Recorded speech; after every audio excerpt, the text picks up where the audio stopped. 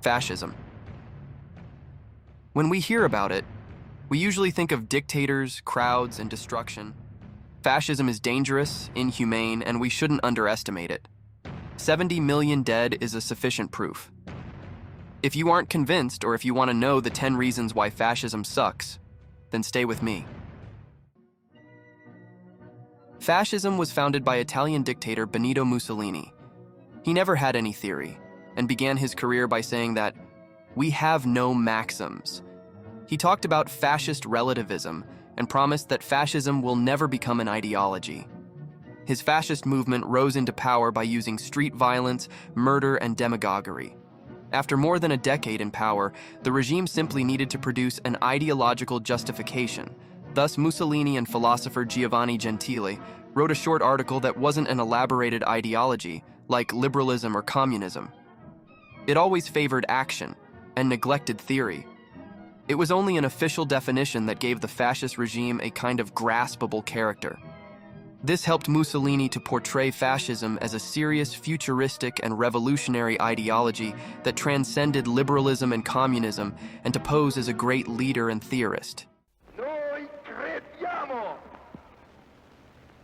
che l'Italia, sotto la guida del Littorio, inquadrata in tutte le sue formazioni rivoluzionarie, attingerà i suoi destini, arriverà al benessere, alla potenza e alla gloria. Fascism wanted to seem dynamic, spectacular, and violent. This, and the fascist myth and aesthetics with its uniforms and parades, were enough to cover inner contradictions. Despite of this, fascism remained a fluid regime of power seekers, and this prevented it to be completely totalitarian, like Nazism and communism, but it also made resilience impossible. During the late 1930s, Italy began to lose fervor and subordinated itself to the stronger Hitler. When Mussolini's position was weakened by domestic unrest and military defeats, his ideology finally became what it really was: empty rhetoric. It was only a means of manipulation, and in 1943 everyone could see this. Fascism failed completely. In the end, Mussolini was nothing more than a Nazi puppet. Fascists always hit first and ask questions later. Irrationality is in fascism's veins. The primacy of action over thought is one of its few maxims. This is why fascism favors quick and violent actions, not preceded by long and careful consideration. Since fascism doesn't allow human and social forces to operate freely, there is no freedom of thought, and even common sense is banished when it would force the regime to admit unpleasant facts. Thought can only play a subordinate role and always follows the necessity of the present situation and unconscious instincts. Fascism operates with conspiracy theories, hate speech, and false promises of belonging and glory. To these, it usually adds a false story of superiority derived from some fictitious past. It invites you into a community that's strong and better than anything the fascists dislike. People are managed as masses and are always seen as a herd to be controlled, manipulated, and sacrificed. In a fascist regime, politics is never enough to control the masses. You need myths. Mussolini said, "We have created our myth. The myth is a faith, a passion. It is not necessary for it to be a reality. It is a reality in the sense that it is a stimulus, a hope, is faith, is courage." Mussolini's myth was a nonsensical promise for the resurrection of the Roman Empire and the Italian conquest of the Mediterranean. In this 1934 speech, he echoes this theme. Perché il Mediterraneo non sia il carcere che umilia il nostro vigore di vita.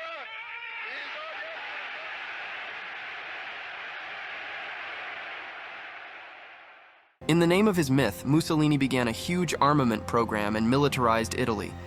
He talked about 8 million bayonets, a navy to which make the Mediterranean to a lake, and an air force that is large enough to blot out the sun. To begin his empire building, Mussolini decided to attack Ethiopia with the largest colonial army. Despite of Italian technological superiority, The war was long, and the barefooted Ethiopians valiantly resisted. Mussolini's troops could defeat them only by deploying chemical weapons. This move was fatal for him because it alienated Britain and France, who couldn't swallow down the deployment of chemical weapons. The Ethiopian war cost Italy too many resources and her international prestige. Mussolini became diplomatically isolated. His irrational decision pushed him into Hitler's hands. Il partito nazionale fascista è un esercito, o se voi volete ancora è un ordine, nel quale si entra per servire e per obbedire. If things didn't go well, fascists always wondered or suspected treachery, rather than looking for fault within themselves. In fascism, debate and criticism are excluded. Debate is seen as unnecessary reasoning or sabotage. To argue is to obstruct collective action, and thus to help the enemy. Criticism is viewed as weakness. It is a maxim that the great leader is always right. No one could question the authority of the leader, even if he was wrong. Mussolini himself said before his men that self-criticism is a good thing if it is constructive. As a result, negative criticism has no place in fascism. If you bring bad news or point out mistakes, even if you are loyal, you are already a potential enemy, since the possibility of error is out of the question. If you still try to highlight errors, the leadership will suspect agents or weakness in the background. As Mussolini said, the fascist party is an army. Everybody is a soldier in a formation that is marching forward. No disobedience is tolerated. There's no stopping or turning back, only forward, even if the road leads to the abyss. Fascism is characterized by a narrow, short-terminist thinking. Fascist leaders like Mussolini and Hitler were addicted to success, first and foremost to momentary success, and this made them incapable to see beyond the here and now. They had no proper picture on the wider situation. Hitler was intoxicated by his successes during the late 1930s, and he believed that they will always repeat themselves.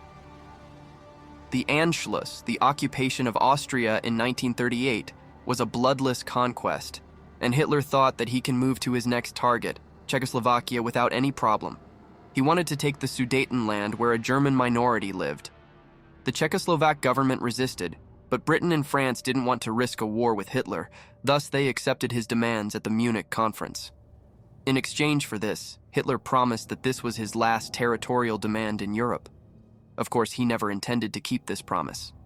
He was convinced that the West will tolerate his expansion further, and he never took seriously the danger of war because he was fully under the influence of the moment. He completely neglected the long-term interests of Britain and France and the role of the United States. Hitler believed that he is strong, while his enemies are weak, pathetic worms. Fascists always overestimate themselves and underestimate their opponents. Hitler's moves after the conquest of Austria and the Sudetenland shows how fatal this error is. After his successes, Hitler misjudged his situation. He was highly convinced that now he can conquer more territories without resistance. He occupied the rest of Czechoslovakia, and he targeted Poland that refused to cede territories claimed by Germany. Hitler decided that he will invade Poland, and he thought that the West will tolerate this, just like Stalin, with whom he made a non-aggression pact and partitioned the country. Hitler was wrong in everything. Britain and France declared war, while Stalin tried to gain more territory at his expense. Despite of his mistake, Hitler still believed that he made everything well. Fascist mentality rarely allows to confess that hasty and premature decisions were wrong. One such occasion was Hitler's visit in 1942 on the birthday of Finnish Field Marshal Carl Gustav Mannerheim. Hitler wanted to increase the Finnish war effort to support Operation Blue, the last Nazi gamble to win the war in the East. That was already underway. He wanted to seize the Caucasian oil fields and cut Allied supplies from Iran by capturing a symbolic target, Stalingrad. Shockingly, Hitler admits on this tape that he underestimated the Soviet Union. Sehr große Gefahr, vielleicht die schwerste. Der ganze Unternehmen hat das jetzt alles so übernommen. Wir wussten das selber auch nicht so ganz genau, wie ungeheuerlich diese Strafabrüstung war. Hätte ich es geahnt, Das wäre mir noch schwerer zu Herz gewesen, aber den Entschluss hätte ich dann erst recht gefasst. Denn es blieb ja gar keine andere Möglichkeit. Fascism makes the nation as absolute, and it divides society into the hostile categories of friend and enemy. It views the world from the narrow perspective of the chosen nation and shows no sign of internationalist or universalist traits. This mentality is reflected in everything. Tactics and action in the present is so overvalued that fascism cannot create a unified world picture and a coherent strategy. Fascist irrationality and exaggerating evaluation makes this worse. Due to these reasons, fascist regimes are incapable of creating rational, complex long-term strategies. They can only think in the benefits of the present, and they always choose to rule the moment instead of waiting patiently and plan for the future, even if this would be more beneficial than an immediate gain. Chinese strategist Sun Tzu said that tactics without strategy is the noise before defeat. Fascism had tactics, but no strategy. In World War II, the Axis was defeated even before the outbreak of the conflict because it had no consistent long-term war plan.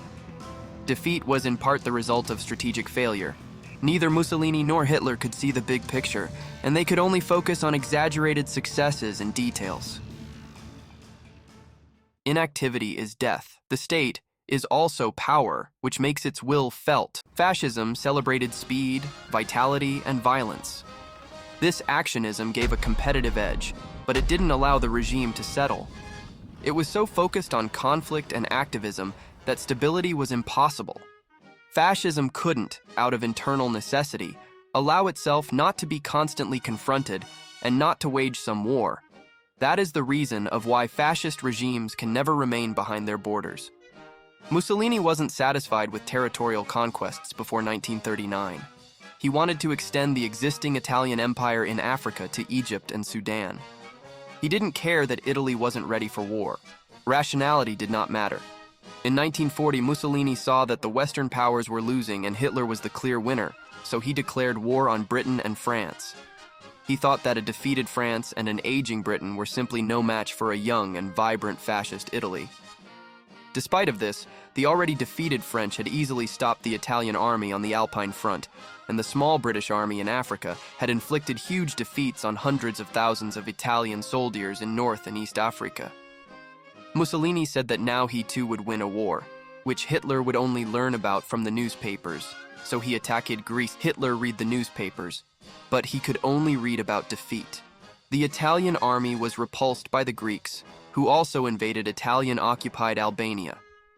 Mussolini masterfully created the appearance of a great power, but when it came to test, it turned out that there was nothing behind his rhetoric and threats. For fascism, the state is absolute, individuals and groups relative. For fascism, our individuality is valuable only if it is useful. Nothing and no one can exist outside the state, and the individual can never be an island connected by the sea. If one doesn't conform, one is forced or crushed. Violence is an essential element in fascism from the very beginning. When we manage to catch our attackers, we take them back to the center and give them a beating. We'd also give them a nice glass of castor oil, which turned out to be a very effective weapon.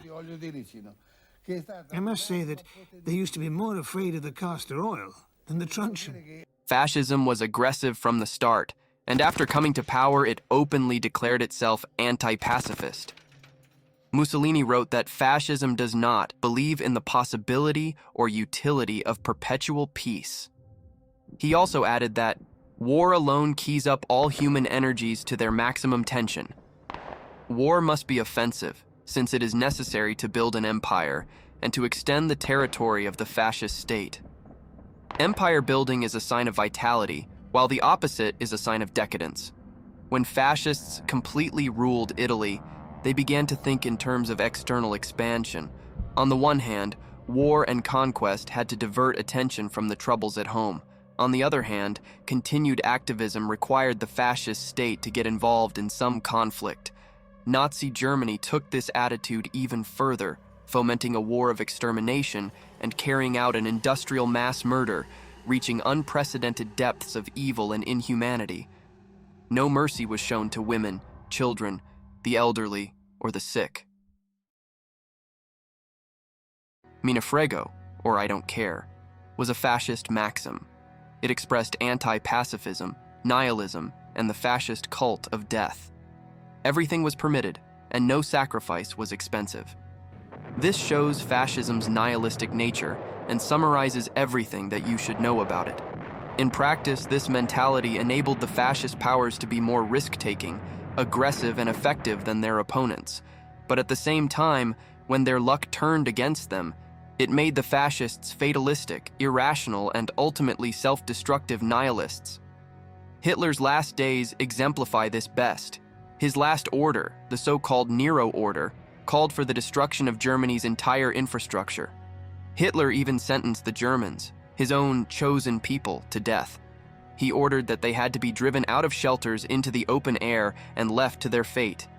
He wanted to destroy everything and everyone, and eventually killed himself. Fascism's fate is predestined by the fact that it has manifested unlimited brute force. Weakness, in theory, meant that fascism was unable to create a united ideological framework. Therefore, it couldn't survive for long. Irrationality excluded sensible and deliberate planning and condemned fascist regimes to suffer even avoidable defeats. The hatred of criticism prevented fascism from reviewing and correcting mistakes. Their opponents were much better at this, and it is no coincidence that the war was won by the Allies. Due to short-termism, fascism was never able to see the big picture and think in the long term. Their particularistic, nationalistic, racist outlook also reinforced this. They always started from themselves, always overestimated themselves, while everyone else was underestimated.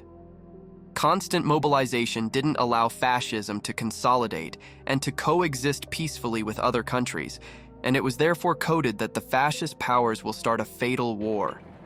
Their aggression and anti-individualism also helped this. During war, they showed no restraint.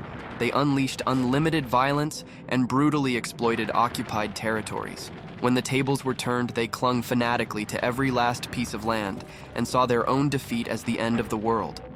They were convinced that it was all over, and so they hurled their own country and their own people into ruin without doubt, and finally killed themselves when they felt the moment of reckoning was at hand. This is why fascism is an inherently doomed power structure that is destined to failure. After initial spectacular successes, it will inevitably lead the regime, with its supporters and opponents alike, to ruin and death. The defeat of fascism is therefore already decided before war is even declared.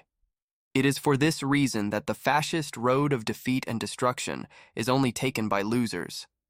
If you don't want to be a sucker, then don't step on it.